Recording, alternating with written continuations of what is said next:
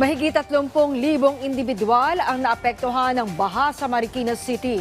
Ayon sa lokal na pamahalaan, ito na ang pinakamataas na bilang ng mga naapektuhang residente sa kanilang kasaysayan. Yan ang ulat ni Ryan Lesige. Wala ng ulan kanina sa Marikina City. Humupa na rin ang baha. Pero ang bakas ng baha at trauma na iniwan nito sa mga residente dahil sa mabilis na pagtaas ng tubig baha, nariyan pa rin. Isa si Nanay Lita sa lumikas kahapon sa kasagsagan ng pagbaha. Kwento niya, sa bilis ng pagtaas ng tubig, wala silang naisalba ni isang gamit.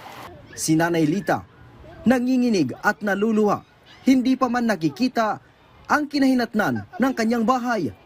Kanina, maaga siyang umuwi, hindi para magsalba pa ng mga gamit, kundi para linisan na ang putik na iniwan ng tubig baha. Hindi namin nakalain na ganun kalaki yung tubig. Tapos, siyempre sobra. Lahat ng gamit namin nandoon. Walang naiwan. Hindi ko nga po alam eh. Dalawa nga lang kami kasi wala na akong asawa. Ano pong inaasahan nyo ngayon na sa makikita nyo dun sa bahay ninyo?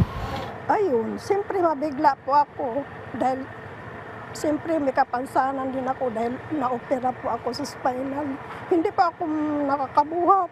Si Danny Fe, inabutan ko sa kanilang bahay, isinasalba ang ilang gamit na maaari pang mapakinabangan tulad ng iba. Halos nalimas din lahat ng kanyang naipundar. Sobra, kasi ngayon, simula ngayon, umpisa ulit. Kasi halos ng gamit namin lubog, appliances lubog. Sayang din po yun.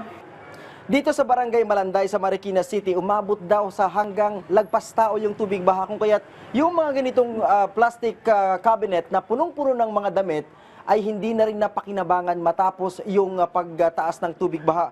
At ito, yung ilang mga residente dito ay sinimulan ng manu-manong linisin yung ilang mga kagamitan na pwede pang mapakinabangan. Sabi ni Marikina Mayor Marcelino Chodoro, umabot sa mahigit 30,000 individual ang naapektuhan ng baha. Katumbas ito ng mahigit 5,000 pamilya. Pinakamataas ito sa nai-record sa kasaysayan o sa experience ng Marikina. Mas mataas pa ng konting bilang nung Undoy at nung Ulysses. Maaring hindi mataas ang pagbahang naganap o malalim, pero yung lawak ng naapektuhan ay malaki at malawak. Malaki ang pasasalamat ng Marikina LGU matapos ideklara ang state of calamity sa buong Metro Manila. Magagamit nila ang kanilang Quick Response Fund para sa muling pagbangon ng mga sinalanta. Bukod daw kasi sa mga pamilyang naapektuhan ng baha, apektado rin ang nasa 40,000 maliliit na negosyante. Sa ngayon, umaabot na sa 50 hanggang 60 milyong piso ang iniwang pinsala ng kalamidad. May nagtatanong sa akin gaano kalaki ang Quick Response Fund, sasapat ba ito, kukulangin ba ito? Sa ganitong kalamidad talagang hindi sasapat. Hindi ko naman sabing kukulangin dahil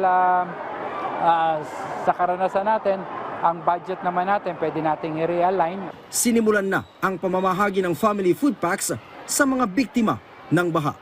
Ryan Lisigas para sa Pambansang TV sa Bagong Pilipinas.